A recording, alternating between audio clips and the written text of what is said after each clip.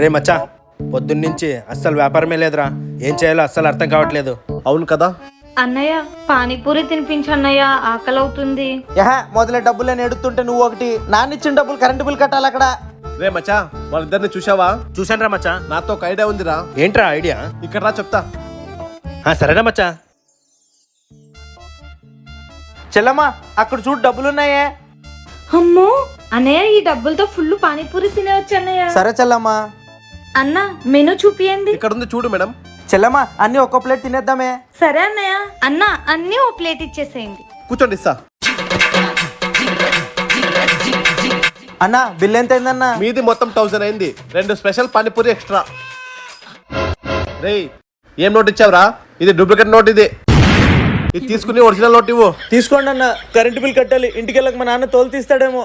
పదా. రే మచ్చా, plan success.